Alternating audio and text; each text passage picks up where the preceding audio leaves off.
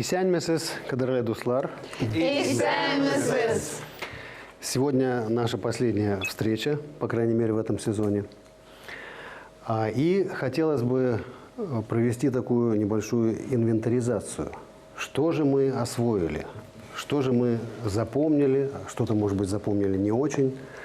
Но главная цель была освоить, разобрать основные базовые структуры, на которых строится татарский язык, и попробовать их, по мере возможностей и в силу короткого времени, которое у нас было, довести до какой-то степени автоматизма.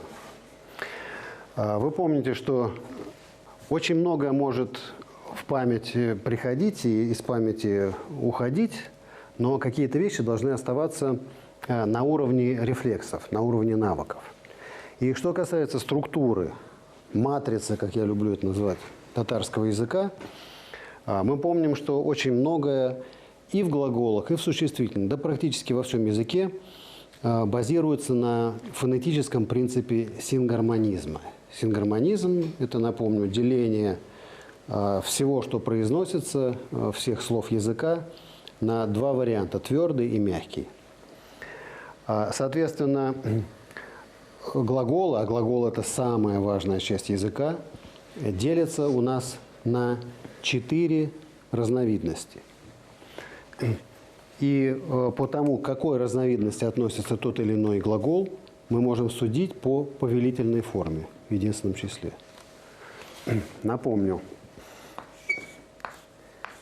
если повелительная форма у нас «ал», то есть «бери», то как спрягается этот глагол в настоящем времени? Аллах. Да. Дэвид, как это будет? Я беру, ты берешь и так далее. Мин алим. Мин алам. Алам, да. Мин алам. Син бал аласым. Аласан, так. Угу. Ул. Алар. Ола. Алау. Бес. Аллар. Бес. Алабес. Угу. Сес. Аласес. Алар. Алалар. Алалар, да. Если мы встречаемся с глаголом, повелительная форма которого заканчивается, относясь к твердому варианту, заканчивается на гласный звук, например,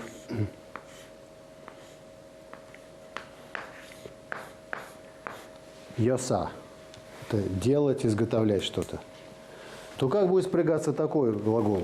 Мин ясый.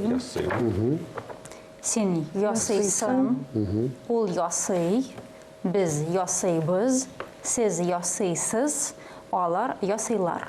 Итак, в отрицательной форме глагола с основой, заканчивающейся на гласный звук, я не делаю. Мин ясамайм. Да.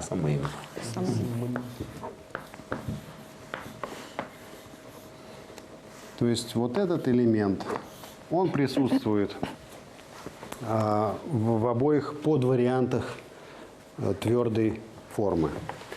Если у нас мягкий вариант, то есть, приведите какой пример, вы уже знаете много глаголов. Киль. Да? Наш любимый глагол «киль». То каким образом он спрягается? Кельмим. А в прилагательной форме «келям», да? «Келям». В отрицательной Кельмим. «кельмим». А глагол, основа которого заканчивается на гласный звук. То есть повелительная форма. Онат. Нет, нас интересует на глагол гласную? мягкий глагол с окончанием на гласный звук. Яшена. Яшай, да. Яшай – это что означает? Живи. Живи, так и быть. Яше. Я живу. Мин яшим. Яшим. Я живу, яшим, да. А если я не живу? Яшамим. Ешмим. А точнее? Ешмим. Яшамим. Яшемим, да. То есть мы сохраняем вот эту основу и к ней добавляем уже окончание. Это первое, что надо довести до автоматизма. Как только это у нас произошло, мы делаем то же самое с формой в прошедшем времени. Как сказать «я взял», Мен aldım. «алдым», а в отрицательной форме Алмадым. «алмадым». Глагол такого типа, как будет? Я сделал, я делал. Ясадым. Ясадым.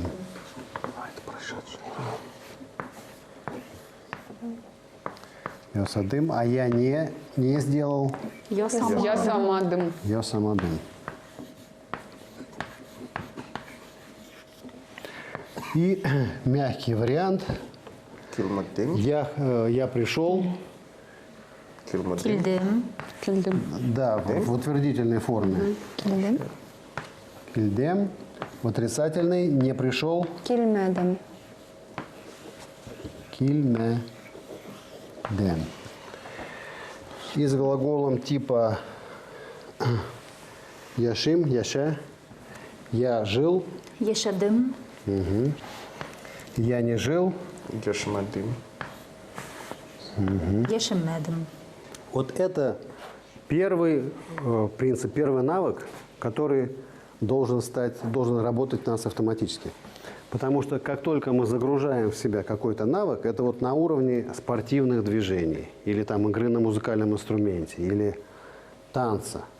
То, что тело знает без постоянного обращения к голове, так и формирование глаголов в нужной нам форме должно происходить без вмешательства разума, абсолютно на подсознании.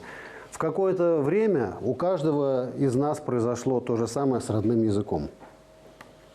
Когда это стало навыком, и с раннего детства мы никогда не обращались, никогда не пытались вспомнить какое-то спряжение, в какой форме там строится глагол. Это становится навыком. Навык работает автоматически на уровне подсознания. Это первое, что должно произойти. Мы с вами освоили систему падежей татарских. Помните, что везде и во всем соблюдается деление на варианты твердый, мягкий, звонкий, глухой. Это касается всех падежных окончаний. И это тоже в какой-то момент начинает восприниматься просто на уровне интуиции. Потому что, естественно, когда мы начинаем говорить, мы не должны там на каждом шагу останавливаться и думать, какой там твердый, мягкий, звонкий или глухой. Это, как только это становится автоматическим навыком, выходит на уровень интуиции, оно начинает работать само по себе. Почему очень важно начинать вообще изучение любого языка с автоматизации базовых навыков? Пока не происходит этой автоматизации, нам очень трудно набирать словарный запас. Потому что мы тормозим на самом элементарном. В каждой фразе мы думаем не о слове, а вот о правильности и правильном выборе той или иной формы. Как только это работает автоматически, это превращается в такой стержень, куда мы нанизываем уже столько слов, сколько нам нужно. Нужен нам базовый уровень, пожалуйста, нужен продвинутый, расширенный, хоть уровень чтения классической литературы и даже написания классической литературы. Все в наших руках. Система глагола, система существительного. Как только это произошло, мы переходим уже к формированию словосочетаний и предложений.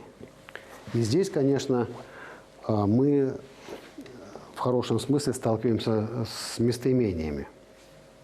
Местоимения в татарском языке обладают тоже падежными окончаниями, но они еще, кроме этого, играют важную роль в формировании предложения.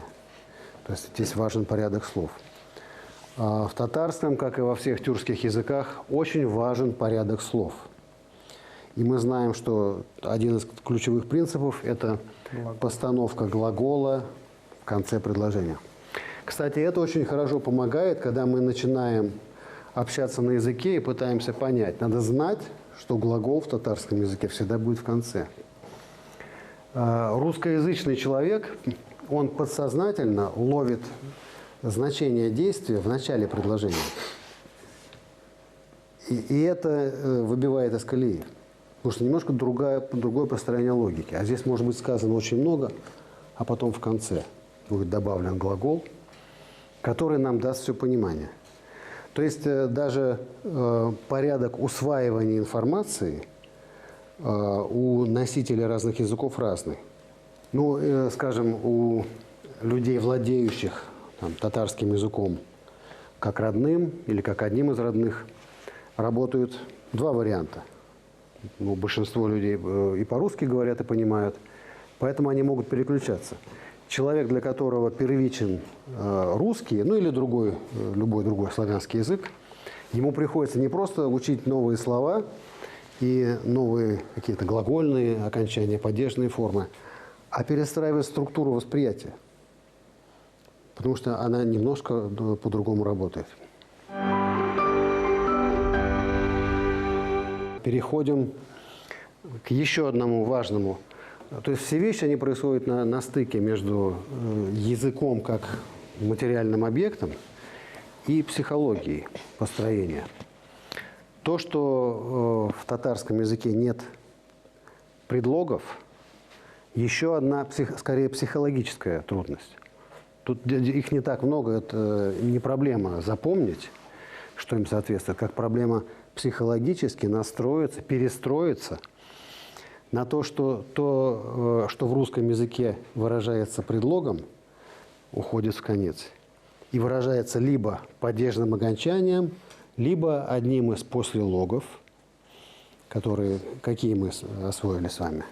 Это «öşen», да, «турында», «белян» и некоторые другие. И они выражают то, что по привычке мы пытаемся найти где-то перед существительным, но не находим. И мало это знать теоретически, надо перевести это на уровень интуиции, ощущения. То есть это в такой же степени психологический навык, как и просто навык понимания каких-то слов и структур.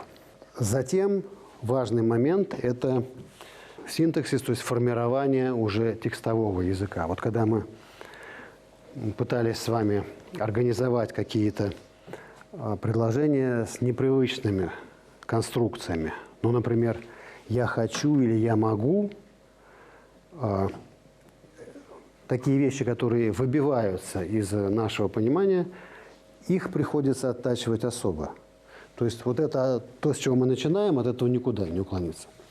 Но потом нам приходится осваивать структуру. Там, я хочу что-то сделать, а оно строится совсем по-другому, выражается другими глаголами. Или я могу, или у меня что-то есть. Это уже на последующем уровне, после падежных окончаний, после спряжения, то, что необходимо тоже выводить на уровень автоматизма. Попробуем сходу сказать. Сергей, как мы скажем такую фразу? «Я хочу поймать самую большую рыбу». Смотрите, с чего мы начинаем. Мы начинаем с того, что надо представить большую рыбу. Это действительно Это не так. получится. Min инзур балыкны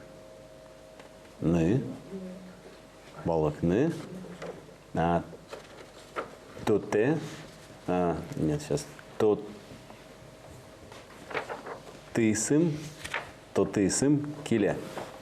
Только начинается с «минем». Минем. Притяжательное. Значит, что все вместе получилось? Минем инзур балыкны. Ну, хорошо. Конкретно мы, да, говорим? Как? Ну, пускай будет конкретно. Окей.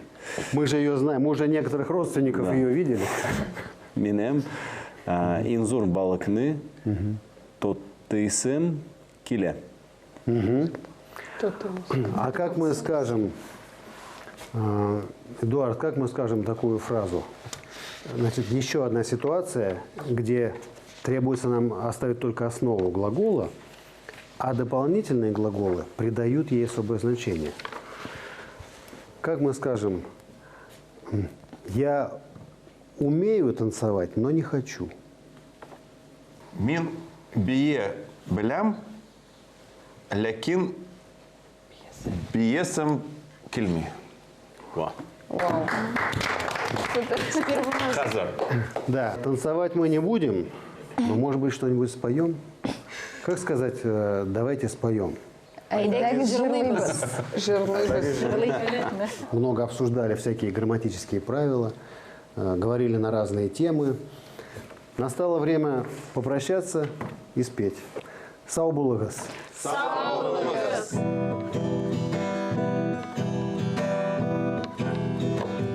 Utanmağınırlar, yaz kebek kut edip, şal şeşen kut sende.